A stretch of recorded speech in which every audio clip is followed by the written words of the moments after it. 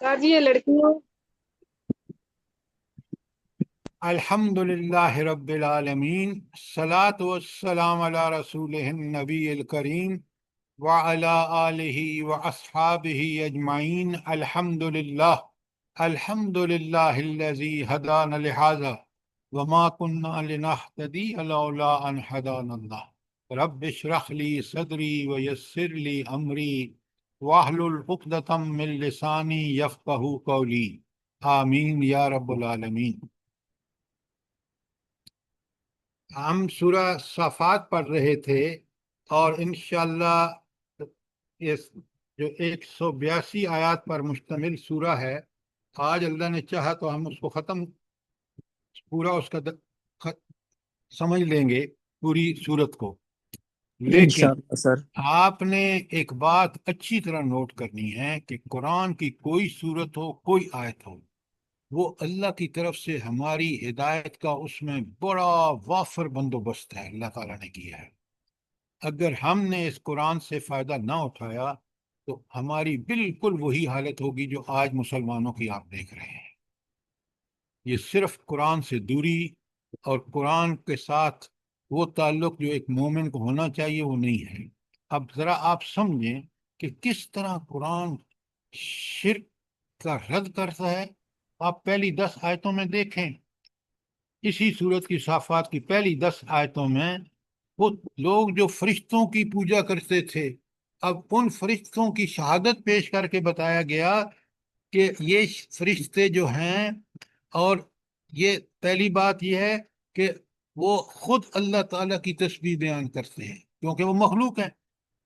और ये शयातीन जो हैं, जो कारोबार करते हैं दुनिया में कि लोगों को झूठी बातें बताते हैं और कहते हैं ये तो हमने अल्लाह ताला की तरफ से सुनी है, तो अल्लाह ताला कहते हैं कि इन शैतानों की तो पहुंच ही नहीं है वहां तक।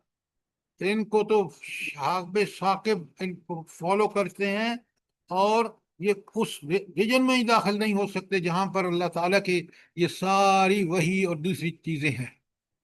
लिहाजा कैसी उम्दा दलील दी है कुरान ने कि कोई मखलूक में से फरिश्ते बिल्कुल अल्लाह की इबादत का, अल्लाह को करीब से देखते हैं, उसकी इबादत, नख्न साफून का लफ्ज आपने सुना पढ़ा है। लिहाजा अल्लाह ताला कहते हैं कि देखो ये मखलूक किस तरह अल्लाह की इबादत कर रही है, और तुम में तो मैंने शऊर, अकल, समझ, बूझ, लक़द खलक़नल इंसान फी अहसन तक़वीम, बेहतरीन साख पर पैदा किए, तुम ये काम करते हो। कितनी हैरत की बात है, कितनी शर्म की बात है।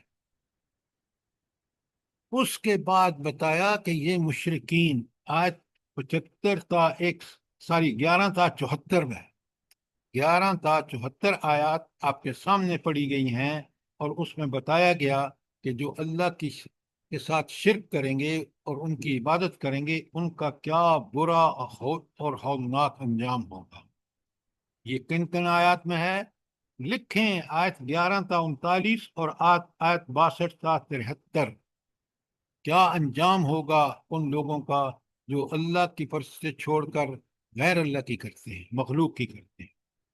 उसके बाद अल्लाह ने साफ बता दिया कि ये देखो, ये हैं वो लोग जो खालिसतन अल्लाह की इबादत करते हैं।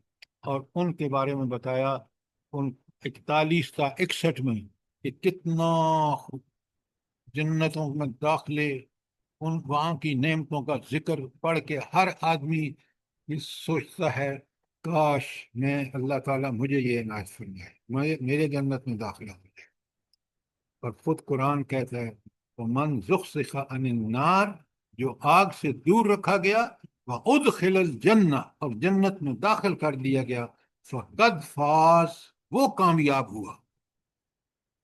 लिहाजा 11 ta 74 में दोनों जन्नतियों और जहन्नमियों का, दोनों के अंजाम, कि जन्नतियों का अंजाम कितना लाजवाब होगा और जहन्नमियों का जना अंजाम कितना हौलनाक और खौफनाक। उसके बाद अल्लाह ने बताया कि पूरी इंसानी तारीख को देख लो, वो अंबिया जिन्होंने तकलीफें उठाई, अजियतें मोल ली, उनको अल्लाह ताला ने उनका जिक्र करके हमें बताया कि देखो ये हैं वो जिंदगियां جو اللہ کی اطاعت کا حق ادا کرتی ہیں، مشکلات پر صبر کرتی ہیں۔ تو نوح علیہ السلام کا ذکر ہے آیت 75 تا 82 میں۔ اسی طرح پھر ابراہیم علیہ السلام کا ذکر ہے جو میں نے آپ کے سامنے کھول کے بیان کی ہے، 83 تا 113 میں۔ پھر حضرت موسیٰ کا ذکر ہے آیت 114 تا 122 میں۔ پھر الیاس علیہ السلام کا ذکر ہے آیت 123 تا 132 میں۔ پھر لوط علیہ السلام کا ذکر ہے 133 تا 138 میں۔ اور پھر یونس علیہ السلام کا ذکر ہے 139 تا 148 میں۔ یہ سارے ہم پڑھ چکے ہیں، میں نے آپ کے سامنے تفصیل بیان کر چکا ہوں۔ اب بھی اگر کوئی آپ کا سوال ہے تو میں حاضر ہوں۔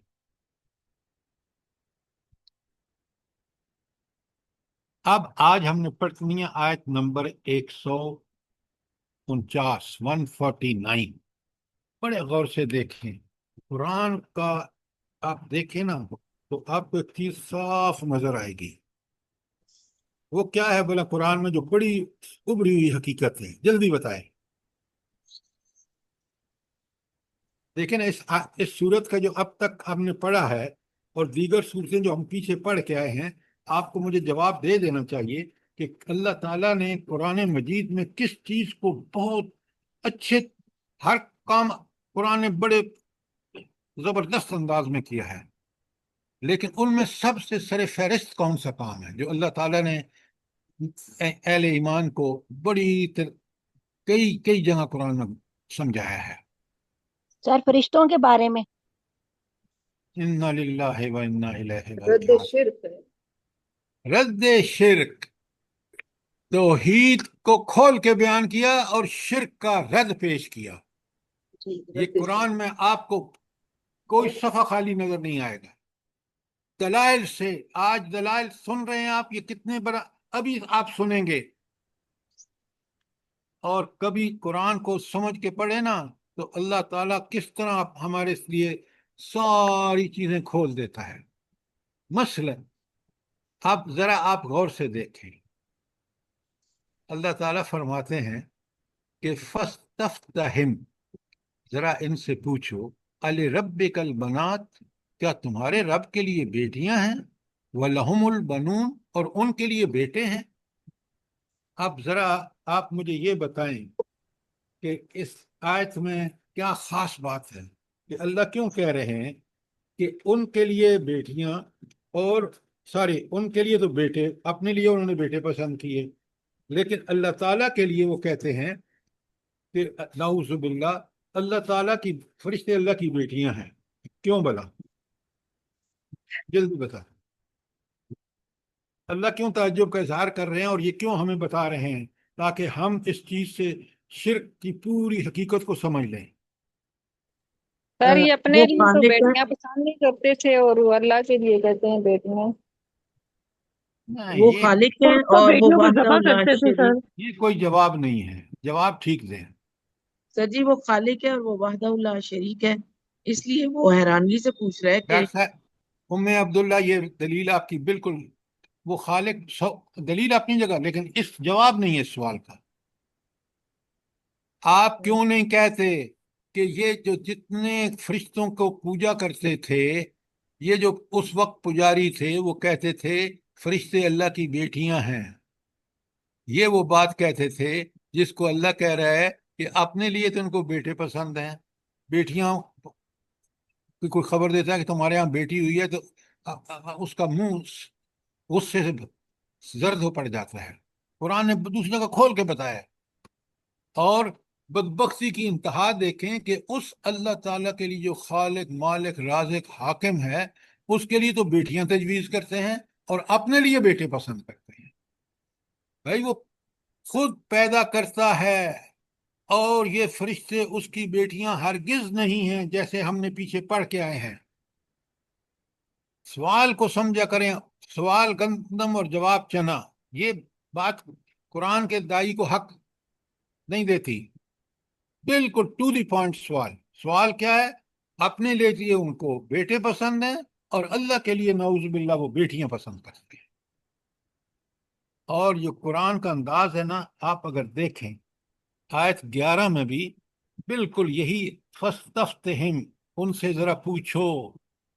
یہ 11 پر بھی، آیت 11 نمبر بھی اس سے شروع ہوتی ہے، اور یہاں بھی کہ ان کافروں سے پوچھو، ان مشرکین سے پوچھو، الربک البنات، کیا تمہارے رب کے لیے بیٹیاں ہیں، وَلَهُمُ الْبَنُونَ، اور ان کے لیے بیٹے ہیں. کتنا بڑا طنز ہے. ذرا سوچیں کہ انسان کتنا بدبخت ہے، خاص کر مشرک جو ہے وہ کتنا بدبخت ہے کہ وہ کہتا ہے مجھے اللہ بیٹی نہیں چاہیے، اس لیے کہ کل میرے داماد ہوں گے، فلاں ہوگا، ڈمکان ہوگا، مجھے شادی کرنی ہے، فلاں، مجھے بیٹا چاہیے. یہ ان کی تمنا ہے. اللہ جو دے. آپ کو پتہ ہے کہ اللہ تعالیٰ نے ایک بیٹی کو، 3 بیٹیوں کو اللہ تعالیٰ نے، حضور نبی کریم صلی اللہ علیہ وسلم نے بالکل صاف فرمایا کہ اگر ان کی صحیح پرورش کر کے اور ان کی شادی کر دے تو اس کو جنت واجب ہو گئی. راوی کہتا ہے کہ اگر کوئی اس وقت یہ کہتا حضور سے کہ ایک بیٹی، تو حضور یقیناً کہتے کہ ایک بیٹی پر بھی اللہ تعالیٰ یہی اجر دے گا. یہ سنا ہے، پڑھی ہے حدیث نہیں آپ نے؟ جی جی سر، سر، جی جی جی سر، سر، پڑھی ہے. بڑی ہے اب الحمدللہ۔ آپ مجھے بتائیں، جنت دنیا اور آخرت کی کامیابیوں میں سے سب سے بڑی کامیابی ہے، دائمی اور ابدی، یہ بیٹی پر واجب ہو جاتی ہے، بشرطے کہ ہم اس بیٹی کو دین کے نقطہ نظر سے پالیں، پوسیں، بڑا کریں، اور پھر اس کی شادی کرتے ہیں. سوچیں ذرا. تو اللہ کتنا کافروں کو، کتنی بڑی یہاں دلیل ہے. فاستفتہم، ذرا ان سے پوچھو تو صحیح. ان کو دیکھیں، سوال جب پوچھیں گے نا کہ تمہیں تو بیٹے پسند ہیں اور اللہ کے لیے بیٹیاں پسند کرتے ہو، اپنے لیے بیٹیاں پسند نہیں کرتے ہو، کس طرح کے تم لوگ ہو؟ اس خالق، رازق اور مالک حاکم کے لیے یہ بات کہتے ہو؟ تمہیں شرم نہیں آتی؟ تمہاری عقل جو اللہ نے تمہیں دی ہے وہ کہاں غائب ہو گئی ہے؟ اتنی بڑی رد شرک کی دلیل ہے کہ آپ اندازہ نہیں کر سکتے. بات سمجھ آئی ہے کہ نہیں آئی؟ جی سر۔ جی سر، جی. بڑی اچھی طرح سمجھیں کہ یہ بڑی زبردست دلیل ہے ان لوگوں کے لیے، رد شرک کے لیے، جو فرشتوں کو اللہ کی بیٹیاں کہہ کر ان کی پوجا کرتے ہیں. اچھا، اب اللہ تعالیٰ پھر ایک سوال کر رہے ہیں، کتنی پیاری دلیل ہے، ذرا سمجھیں. ام خلقنا الملائکۃ اناسا، کیا واقعی ہم نے ملائکہ کو عورتیں بنایا ہے، وہم شاہدون، اور وہ اس پر گواہ ہیں کہ انہوں نے دیکھا ہے کہ ہم نے فرشتوں کو پیدا کیا تو بیٹیاں مؤنث پیدا کیا. کیا انہوں نے دیکھا ہے یہ بات؟ کیا زبردست دلیل ہے. پیدا کرنے والا اللہ، اور اس نے خود انسان کو، جس طرح آپ پڑھ چکے ہیں سورہ حج کی آیت 5 میں، سورہ مومنون کی آیت 12 تا 14 میں، کہ کس طرح اللہ نے اس مخلوق نطفے سے انسان کو پیدا کیا. اسی طرح اللہ تعالیٰ نے فرشتوں کو آگ کی لپٹ نور سے پیدا کیا، نور ساری نور، فرشتوں کو ساری نور سے پیدا کیا، اور ان کو، جنوں کو، آگ کی لپٹ سے پیدا کیا. ذرا غور کریں کہ خالق کون ہے، اور یہ خالق کے اس کو بتا رہے ہیں کہ یہ تمہاری بیٹیاں ہیں. اللہ کہتے ہیں کیا تمہیں کبھی دیکھا ہے کہ ان کو پیدا ہوتے وقت کہ وہ مؤنث ہیں، یہ مذکر ہیں؟ کیا دلیل ہے، لاجواب دلیل ہے. اب کافر نہ مانے تو ان کی مرضی، لیکن دلائل کے اعتبار سے، عقل کی دلائل کے اعتبار سے لاجواب دلائل ہیں اللہ تعالیٰ کے. بات سمجھ آ گئی کہ نہیں آئی؟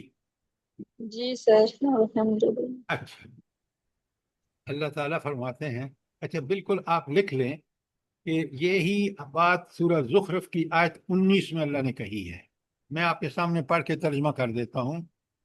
زخرف آیت 19 سنیں.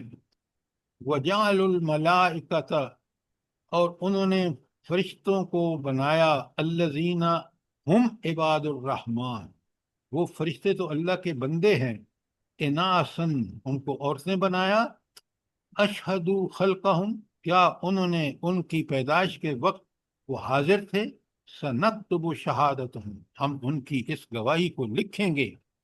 جھوٹی گواہی کو، وَيُسْأَلُونَ، اور ان سے سوال کیا جائے گا۔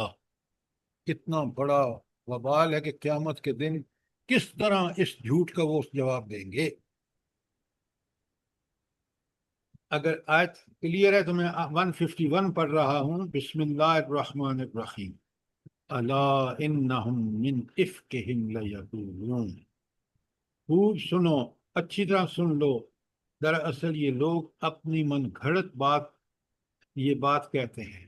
تو ان کی یہ بات ان کی خود گھڑی ہوئی ہے، اس میں کوئی حقیقت نہیں ہے۔ جب ان سے سوال کرو کہ بھائی یہ تم اپنے لیے بیٹے پیدا پسند کرو اور اللہ کے لیے بیٹیاں، یہ کیسا ہو سکتا ہے؟ خالق وہ، مالک وہ، رازق وہ چاہے پیدا کرے، اور ہر کام میں حکمت ہے۔ اور پھر تم کس طرح یہ گواہی دیتے ہو؟ کیا تم ان کی پیدائش کے وقت موجود تھے کہ تم نے دیکھا ہو کہ وہ مؤنث پیدا ہوئی ہیں؟ لا حول ولا۔ اللہ تعالیٰ الا انہم من افکہم لیقولون، اچھی طرح سن لو، دراصل یہ لوگ اپنی من گھڑت بات کہتے ہیں۔ ولد اللہ، اللہ اولاد رکھتا ہے۔ انہم وانہم لکاذبون، یہ جھوٹے ہیں، اللہ کی کوئی اولاد نہیں۔ یہ جو شرک فی ذات ہے نا، یہ بہت بڑا شرک ہے۔ اچھا، اللہ کی کوئی اولاد نہیں ہے، اس کے لیے مجھے قرآن کی ایک عظیم آیت ہے، سورت ہے پوری، وہ قل کون سا ہے؟ قل سورۃ قل هو نحل، الله احد الله لم الصمد یلد ولم یولد۔ لم يولد ولم يكن له كفوا پوری سورت جو ہے سورہ اخلاص۔ بسم اللہ الرحمن الرحیم، قل هو اللہ احد۔ آپ ہر آیت اس شرک فی ذات، اللہ تنہا ہے، کوئی اس کا نہ بیوی نہ بیٹا کوئی نہیں ہے۔ تو پہلی آیت بھی شرک فی ذات اور شرک فی صفات، ساری شرکوں کی، کہ اللہ تنہا ہے اپنی ذات میں، اپنی صفات میں، اپنے حقوق میں۔ یہ سنو، پڑھو، سمجھو، کیونکہ اللہ تعالیٰ کے رسول فرماتے ہیں یہ 1/3 قرآن ہے۔ سورہ اخلاص کیا ہے؟ جلدی بتائیں۔ وان ون تھرڈ ایک قرآن تہائی قرآن ہے، کیوں 1/3 قرآن کیوں ہے؟ توحید ہے سر اس میں ٹوٹل۔ توحید کا ذکر توحید ہے سب چیز۔ تو پھر کیا ہوا؟ پورے قرآن کے اندر 1/3 توحید ہی بیان کی گئی ہے۔ پورے قرآن کو اگر دیکھیں سمجھیں تو 1/3 آیات توحید کے بارے میں ہے، بلکہ پورا قرآن توحید کے بارے میں ہے۔ انبیاء توحید کی دعوت دینے آئے۔ اللہ تعالیٰ قرآن میں جتنے احکامات ہیں وہ اس وجہ سے کہ وہ تنہا حاکم ہے اس کائنات کا، اور جتنے اس نے واقعات بیان کیے ہیں عبرت اور نصیحت کے لیے، وہ اس اللہ کی کتاب ہے، لہذا وہ تنہا ہے اپنی ذات میں، تنہا ہے اپنے صفات میں، تنہا ہے اپنے حقوق میں ہے۔ اچھا، اللہ تعالیٰ اپنے حقوق میں کیوں تنہا ہے؟ جلدی بتائیں، آپ اس کو کس طرح بتائیں گے لوگوں کو کہ اللہ تعالیٰ اپنے حقوق میں بھی تنہا ہے؟ سر تمام طاقت قدرت تمام پھر وہی صلاحیت بات اللہ تعالیٰ پھر کے وہی پاس ہے۔ بات بھائی، طاقت قدرت کو چھوڑیں، آپ مجھے یہ بتائیں کہ کیا دلیل ہے آپ کے پاس کہ اللہ تنہا حقدار ہے، اس کے مقابلے میں کسی اور کا حق نہیں ہے؟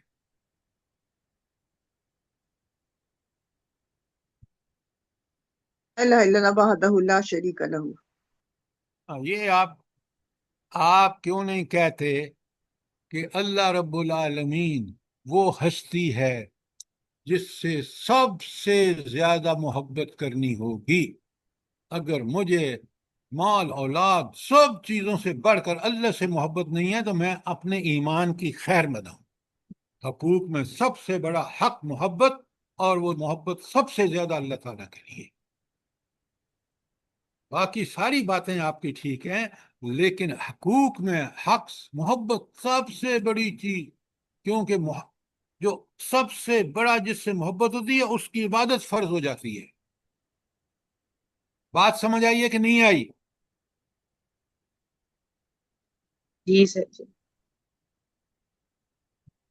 ابھی تک آپ لگتا ہے سناٹے میں ہیں۔ نہیں نہیں سر جی جی، سر الحمدللہ سمجھ آ گئی۔ اچھا، تو اب سنیں، اللہ تعالیٰ کہتے ہیں ولد اللہ، انہوں نے اللہ کا بیٹا بنا رکھا ہے، اولاد تجویز کر رکھی ہے، وَإِنَّهُمْ لَكَاذِبُونَ، اور یقیناً یہ جھوٹے ہیں۔ اب آخر سنیں، بڑا غور سے سنیں، پھر میں آپ سے سوال کر رہا ہوں۔ استفل بناتا، استفل بناتے، انہوں نے بیٹیوں کے علل بنین، استفل بناتے علل بنین، انہوں نے بیٹوں کے بجائے بیٹیاں اپنے لیے پسند کر لیں۔ ما لکم کیف تحکمون، تمہیں کیا ہو گیا ہے، کیسا حکم لگا رہے ہو؟ بلا یہ اس کا مفہوم کیا ہے دونوں آیتوں کو، جب کہ اپنے لیے بیٹوں کو پسند کیا اور بیٹیوں کو ناپسند کیا، اور اللہ کہتے ہیں ما لکم، تمہیں ہو کیا گیا ہے کہ کیف تحکمون، کی تم کیسے فیصلے کرتے ہیں، کیا مطلب ہے؟ اب بڑی آسانی ہے، جہاں دیکھیں اس کا جواب آپ کے میرے پاس ہونا چاہیے۔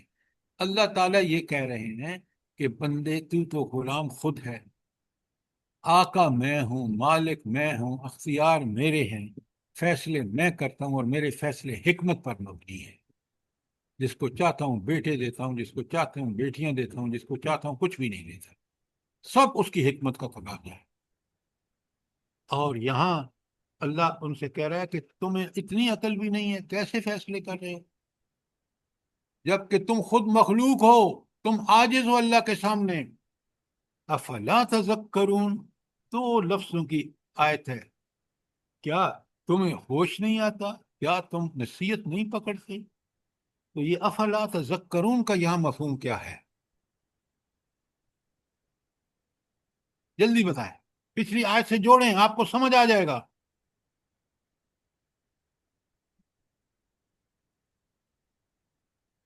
سر یہ جو یہی کہ اپنے لیے بیٹے پسند کرتے ہو، اللہ کے لیے بیٹیاں، حالانکہ اللہ تعالیٰ خالق مالک رازق، اللہ ہر چیز اللہ نے بنائی ہے، تو تمہیں پھر بھی ہوش نہیں آتا؟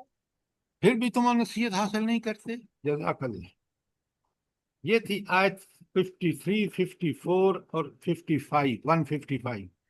دیکھیں 4 سین اور 2 حروف کی آیات ہیں۔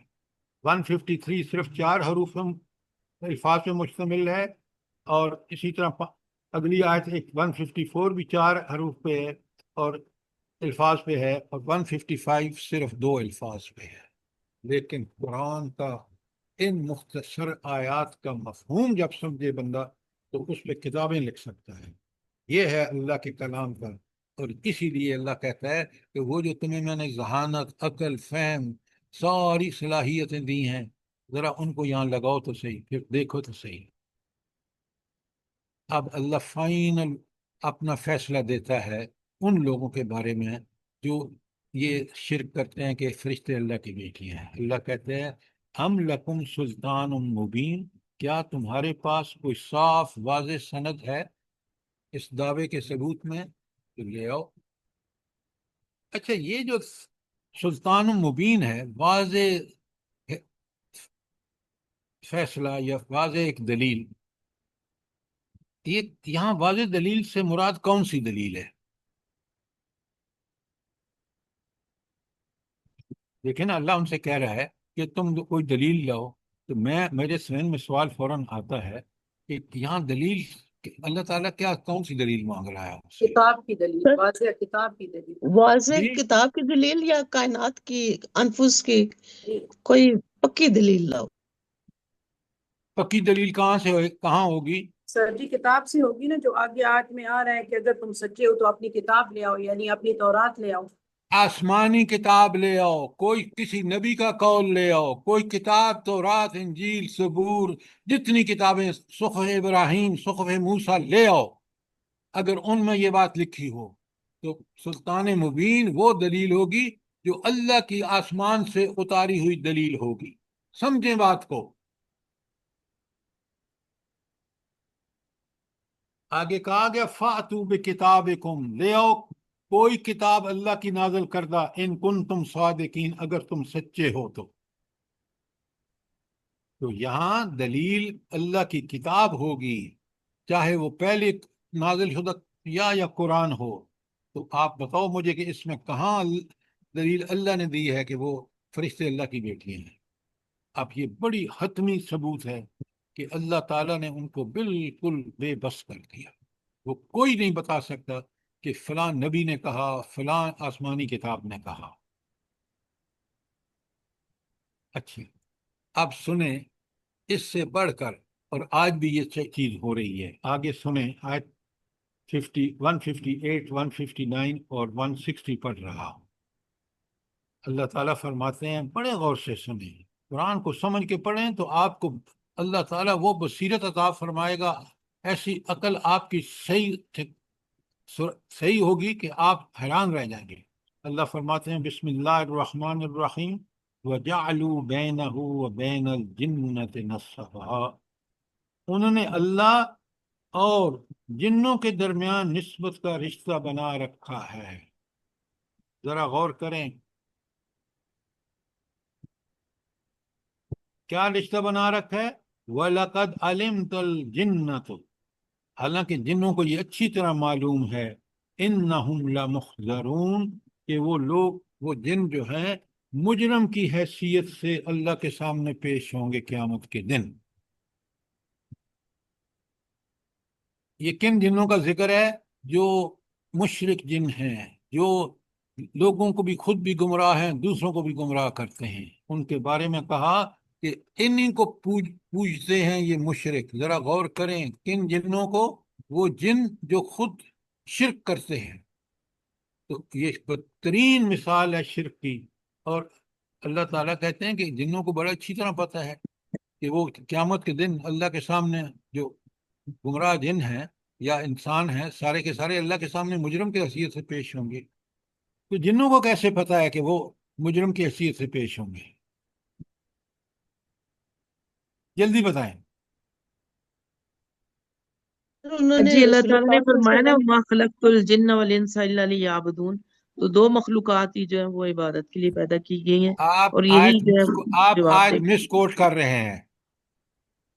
وسلم. آپ انہوں وہ نے آج سنیں غور سے. جنوں کو بھی جسی طرح مسلمان انسان کو اللہ تعالیٰ نے ان کے اندر اب نبی بھیجے ہیں، اسی طرح اللہ نے انبیاء جنوں کو اندر بھی بھیجے ہیں. اور یہ ان کو وہاں سے پتہ ہے کہ جنتی مومن جن جنتی ہوں گے، اور مشرک جن جو ہیں وہ اللہ کے سامنے مجرم بن کے پیش ہوں گے. آپ اللہ لیعبدون والی سورہ ذاریات کی یاد بیان کر رہے ہیں. ذرا سوچ کے جواب دیا کریں خدا کے لیے. اور اس یہ لیے جنہ کا جو لفظ ہے، جنہ کا، یہ ملائکہ کے لیے استعمال ہوئے. ادھر بھائی، ترجمے میں تو ملائکہ کا آ رہا ہے. ملائکہ نوری مخلوق ہے، جن ناری مخلوق ہے. اللہ کے بندے، اب بات اور سمجھ یہ، آئیے کہ جی سر، یہ آیت میں تو جنہ کا لفظ ہے نا، پھر ترجمے میں نیچے ملائکہ کا آ رہا ہے کہ جن، وَلَقَدْ عَلِمْتُ الْجِنَّ، حالانکہ ملائکہ خوب جانتے ہیں. دیکھیں یہ جنوں کے بارے میں ہے، اوپر لفظ صاف لکھا ہے، ترجمہ ٹھیک نہیں ہے. بات سمجھ آئیے کہ نہیں آئی؟ یہ بین الجنت نسبہ، اس میں کون سی نسبت تھی ان دونوں میں بنا رکھی تھی ان لوگوں نے؟ سر کہ یہ تفہیم القرآن کا ترجمہ ہے. آپ اچھا، آپ جو میں نے آپ سے بتایا آیت میں لکھا ہوا ہے، میں وہی ترجمہ کر رہا ہوں. مجھے ریفرنسز مت دیں، اگر میں غلط کہہ رہا ہوں تو مجھے بتائیں.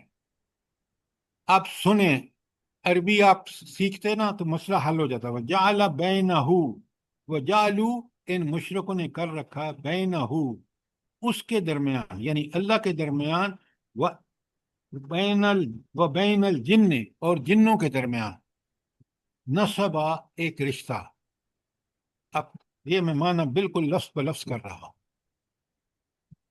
تو یہ مشرکوں نے جنوں کے اور اللہ کے درمیان ایک رشتہ قائم کر رکھا تھا. وہ سمجھتے تھے کہ ہم جنوں کی پوجا کریں گے، ان کی تو پرستش کریں گے تو یہ ہمیں اللہ سے بچا لیں گے.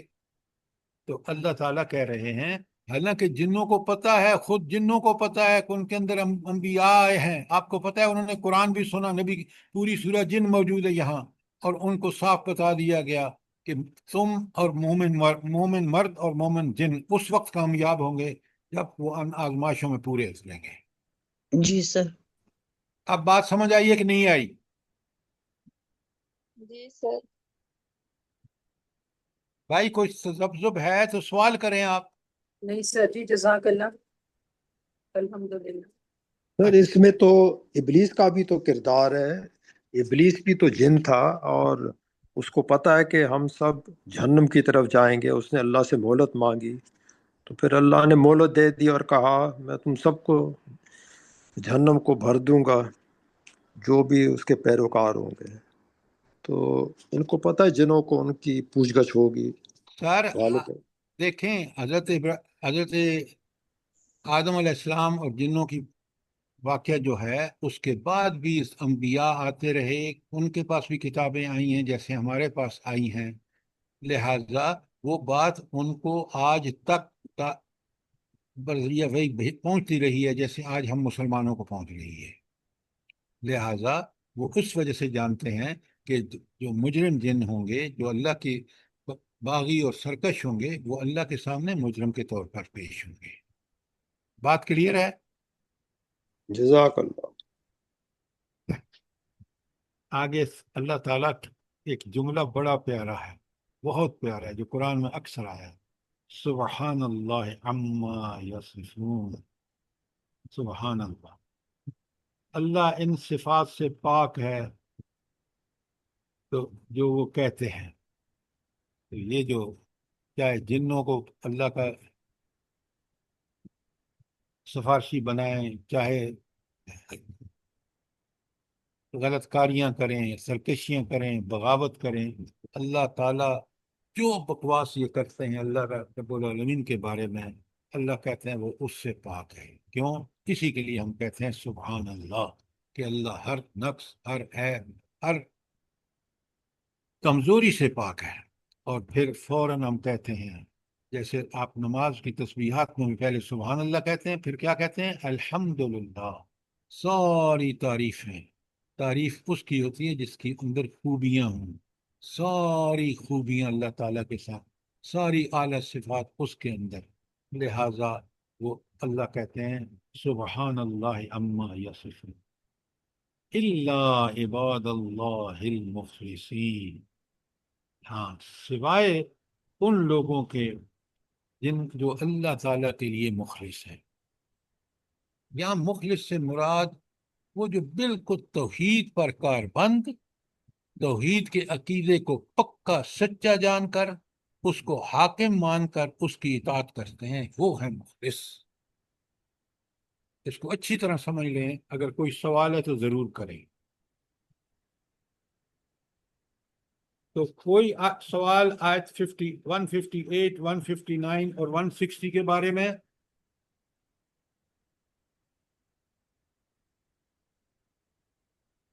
تو ذرا ان چیزوں کو بہت کلیئرلی سمجھیں کہ یہ جو اللہ نے کہا کہ سبحان اللہ عما یصفون کا صحیح مفہوم اس پورے آیات کے بارے میں، کہ اللہ یہ جو باتیں بناتے ہیں کہ جن نعوذ باللہ ان کا اللہ سے کوئی رشتہ ہے، یا یہ فرشتے جو ہیں ان کی پوجا کرتے ہیں، تو اللہ کہتے ہیں کہ اللہ ان چیزوں سے بہت بلند ہے۔ اور الا عباد اللہ المخلصین، تو یہ مخلصین اصل میں کس کے مقابل میں اس آیت میں اندر دیکھیں تو کس کے مقابل میں بولا گیا ہے؟ اس کے مقابل کا لفظ کون مشرقین سا ہے؟ سر، مشرقین۔ مخلصین، وہ جو سرکش اور باغی ہیں۔ تو مخلصین کون ہوئے؟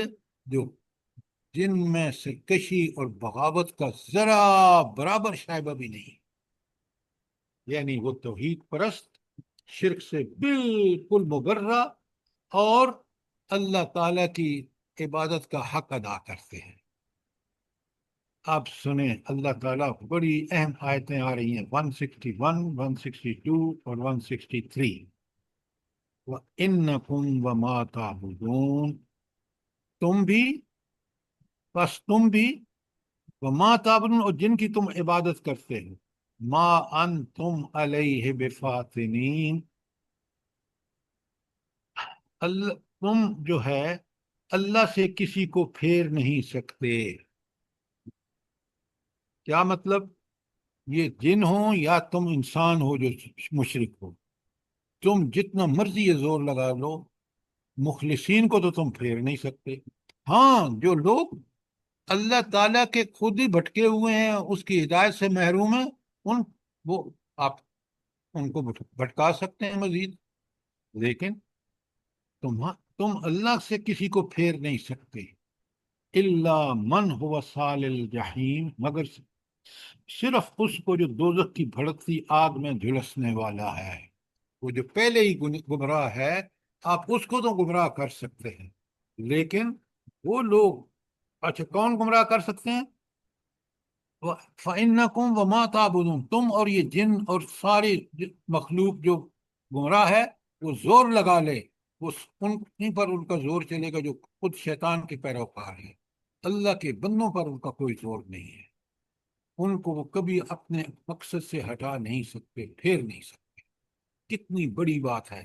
اللہ تعالی ہمیں وہ ایمان تک نصیب کرے، اللہ تعالی ہمیں وہ عبادت نصیب کرے کہ ہم کسی شیطان، کسی گمراہ انسان کی باتوں میں نہ آئیں، اور ہم قرآن اور سنت سے جب جڑے رہیں گے، قرآن سے رہنمائی حاصل کریں گے، حضور نبی کریم صلی اللہ علیہ وآلہ وسلم کو اپنا بہترین اسوہ کو فالو کریں گے، تو ہمارے اوپر کوئی جن، کوئی انسان جو گمراہ ہے، وہ کوئی کسی طرح سے اثر انداز نہیں ہو سکتا۔ کوئی سوال؟ آمین ثم اب اگر کوئی سوال نہیں ہے تو آگے چلتے ہیں۔ فرشتے کیا کہہ رہے ہیں اللہ تعالیٰ کے دربار میں؟ آیت 164، 165 اور 166 پڑھ رہا ہوں۔ وَمَا مِنَّا إِلَّا لَهُ مُقَامٌ مَعْلُومٌ، اور ہمارا حال تو یہ ہے کہ ہم میں سے ہر ایک کا ایک مقام مقرر ہے۔ یہ فرشتے کہہ رہے ہیں اللہ سے، وَإِنَّا لَنَحْنُ الصَّافُونَ، اور ہم صف بستہ خدمت کار ہیں۔ وَإِنَّا لَنَحْنُ الْمُسْبِحُونَ، اور ہم اللہ تعالیٰ کی تسبیح کرنے والے ہیں۔ ذرا غور فرمائیے کہ فرشتے اپنے بارے میں کیا کہہ رہے ہیں، اور یہ مشرک جو ہیں، یہ ان کی پوجا کرتے ہیں، ان کو کیا سمجھ رہے ہیں؟ وہ کہہ رہے ہیں کہ ہمیں بالکل پتہ ہے کہ دنیا میں ہمارے دل میں کیا ہے، ہمارا مقام کیا ہے، آخرت میں ہمارے ٹھکانے کیا ہوں گے۔ کیوں؟ کیونکہ ہم صف باندھ کر اللہ کی تسبیح بیان کرتے ہیں، اس لیے کہ وہ اللہ کو دیکھتے ہیں، ان کو قرب الہی میسر ہے۔ جب وہ دیکھتے ہیں تو اس اللہ سے اتنے ڈرتے ہیں کہ خوف سے کانپتے ہیں۔ قرآن میں دوسری جگہ موجود ہے۔ لہذا یہ ہے ان کا، فرشتوں کا خود کا بیان کہ اللہ تعالی ہمیں اپنا مقام بھی معلوم، ہم صفیں باندھ کر اللہ کی تسبیح بیان کرتے ہیں، لہذا اللہ تعالی ہم پر رحم فرمائے گا۔ کیوں؟ یہ دو کام دیکھیں، فرشتوں کی سرشت میں ہی نہیں ہے کہ وہ بغاوت کریں۔ یہ اللہ تعالیٰ نے انسانوں اور جنوں کو رعایت دی، اختیار چاہو سے سنو، چاہو تو تم عبادت کرو، چاہو تو عبادت نہ کرو۔ عبادت کرو گے دنیا اور آخرت میں اللہ کی تائید اور نصرت، اگر بغاوت کرو گے دنیا اور آخرت میں تم پر لعنت ہوگی، جو تاریخ گواہ ہے اور آج کا زمانہ دیکھ لے۔ جی اب آپ کا کوئی سوال؟ یہ فرشتوں کا بیان کہاں سے شروع ہوتا ہے؟ سبحان اللہ، اما یصفون سے؟ جی فرشتوں کا بیان کہاں سے شروع ہو رہا ہے؟ سبحان اللہ اما یصفون سے ہو رہا ہے شروع کیا؟ نہیں، یہ جو آیتیں میں نے آپ کے سامنے پڑھی ہیں نا، 164، 165 اور 166، یہ اصل میں فرشتوں کا اپنا بیان ہے، اور یہ غالباً حضرت جبرائیل امین کا بیان ہے۔ اب سمجھ آ گئی بات؟ الحمدللہ۔ اچھا، اب سنیں، اب یہاں سورت کے آخر میں قریش کے ایک، وہ جو ان کو تنتنا تھا نا، اس کے بارے میں سنیں، وہ کیا کہتے ہیں۔ اصل میں جب پہلے بات بیک گراؤنڈ بتا دوں تاکہ پھر آپ کو بہت اچھی طرح سمجھ آ جائے۔ اچھا، قریش یہ کہتے تھے کہ یہ کمال ہے، سارے نبی بنی اسرائیل میں آئے ہیں، اور اگر ہمارے پاس کوئی نبی آتا نا تو پھر آپ دیکھتے کہ ہم کس طرح اس کی اطاعت کا حق ادا کرتے ہیں۔ یہ ان کا ایک جھوٹا دعویٰ تھا، جو اللہ تعالیٰ خود اسی کو یہاں کوٹ کر رہے ہیں۔ آیت 166 سے 170 پڑھ رہا ہوں۔ وَإِن كَانُوا لَيَقُولُونَ، اور یہ جو قریش کے لوگ ہیں یہ کہتے تھے، لو ان عندنا ذکر من الاولین، اگر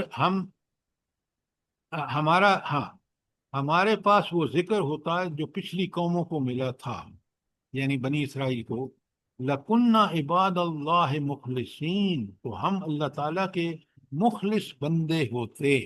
یہ ان کی دعویٰ یہ تھا۔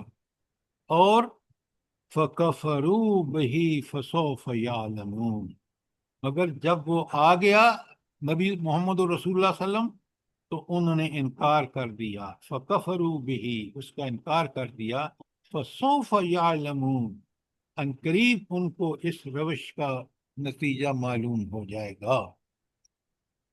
کیوں؟ ماضی میں دیکھ لیں، آپ پڑھ لیں، سورہ ہود پڑھ لیں، سورہ اعراف پڑھ لیں، سورہ کہ جن لوگوں نے انبیاء کا انکار کیا، ان کی مخالفت کی، کس طرح وہ دنیا میں عذاب کا شکار ہوئے۔ تو اللہ تعالیٰ کہہ رہے ہیں کہ دعوے تو یہ کرتے ہیں کہ بھائی اتنے سارے نبی آئے اور انہوں نے حق ہی ادا نہیں کیا بنی اسرائیل نے، اگر ہمارے پاس کوئی نبی آتا تو دیکھتے ہم کیا کمال کرتے۔ اور جب اللہ نے محمد رسول اللہ صلی اللہ علیہ وسلم جیسا آخری نبی بھیجا، جس کو وہ خود نبوت سے پہلے صادق اور امین کہتے ہیں، اسی کا انکار کر بیٹھے، تو کیا بدبختی ہے قریش کی، دعوے کچھ اور عمل بالکل اس کے الٹ۔ کوئی سوال، کوئی چیز کلیئر نہ ہوئی ہو؟ جزاک اللہ سر۔ اچھا، اب یہ تو اب آخری آیات ہیں، یہ اختتامی آیات ہیں 171 تا 182۔ بڑے غور سے سنیں، اور اللہ تعالیٰ یہاں ہمیشہ یاد رکھیں کہ آیات، جو آخری آیات ہوتی ہیں نا، وہ بڑی معنی خیز ہوتی ہیں، اور خاص کر وہ نصیحت ہوتی ہیں اس وقت نبی کریم صلی اللہ علیہ وسلم کے لیے۔ ساری آیات ہیں لیکن یہ اسپیشلی، اور ہم امت کے لیے، قیامت تک آنے والوں کے لیے۔ اللہ تعالیٰ دیکھیں کیا پیاری آیات ہیں، وَلَقَدْ سَبَقَتْ كَلِمَتُنَا لِعِبَادِنَا الْمُرْسَلِينَ، اپنے بھیجے ہوئے بندوں سے ہم پہلے وعدہ کر چکے ہیں۔ کیا وعدہ کر چکے ہیں؟ اِنَّهُمْ لَهُمُ الْمَنْصُورُونَ، یقیناً ان کی مدد کی جائے گی۔ تو دیکھیں یہ اللہ کا وعدہ ہے اپنے انبیاء سے، اور پوری تاریخ گواہ ہے۔ قرآن میں آپ دیکھ لیں، جہاں جہاں انبیاء کے بارے میں صورتیں آئی ہیں، میں نے کئی دفعہ آپ سے کہا ہے، سورہ آراف 7 نمبر پر، سورہ ہود 11 نمبر پر، اور سورہ شعراء 26 نمبر پر۔ یہ تو یک وقت کئی آیات ہیں، لیکن اور بھی دوسری مکی صورتوں میں یہ جو قصص الانبیاء ہیں وہ موجود ہیں۔ آپ پڑھ کے دیکھ لیں کہ اللہ کا یہ کتنا وعدہ سچا ہے اپنے انبیاء کے ساتھ، کہ اللہ نے ان سے وعدہ کیا کہ ان کی مدد کی جائے گی۔ اور آیت 173 میں کہا وَإِنَّ جُنْدَنَا لَهُمُ الْغَالِبُونَ، اور ہمارا لشکر ہی غالب رہے گا۔ تو اللہ کا لشکر کون سا ہے؟ اللہ کے دین کا کام کرنے والے، جو اللہ کو اللہ کے ماننے انبیاء والے۔ پر ایمان لائے، اور اس کے مطابق جو انبیاء شریعت لے کے آئے اس کے مطابق عمل کیا۔ اور وہ لوگ یہ غالب رہے، اور مغلوب کون ہوئے؟ وہ لوگ جنہوں نے انبیاء کی مخالفت کی۔ تاریخ پوری گواہ ہے، قرآن نے اس کو کھول کھول کے بیان کیا ہے۔ اور آپ یہاں لکھیں، سورہ مجادلہ کی آیت 21 میں آپ کے سامنے پڑھ رہا ہوں، سورہ مجادلہ 58 نمبر پر ہے، اس کی آیت 21 ہے۔ اللہ فرماتے ہیں کتب اللہ لأغلبن انا ورسلی، اللہ نے یہ لکھ دیا کہ وہ غالب رہے گا، وہ اور اس کے رسول۔ ان اللہ قوی عزیز، اللہ طاقتور بھی ہے اور غالب بھی ہے، دو صفتیں لائی گئی اور جو اس کے غلبے کا مظہر ہے۔ اللہ اکبر۔ لکھ لیا آپ نے سورہ مجادلہ کی آیت 21۔ جی سر۔ آپ ایک اور لکھیں، سورہ مومن کی آیت 51۔ سورہ مومن 40 نمبر پر ہے، اس کی آیت 51۔ سنیں رب کیا وعدے کرتا ہے، کیا برحق وعدے ہیں۔ ان لنصر رسلنا، یقیناً ہم مدد کریں گے اپنے رسولوں کی، والذین آمنوا فی الحیات الدنیا، اور وہ لوگ جو ان پر ایمان لائے دنیاوی زندگی میں، وہ یوم یقوم الاشہاد، اور اس دن بھی جب گواہ کھڑے کیے جائیں گے، آخرت میں بھی۔ تو یہ وعدہ ہے سچا پکا اللہ تعالیٰ کا۔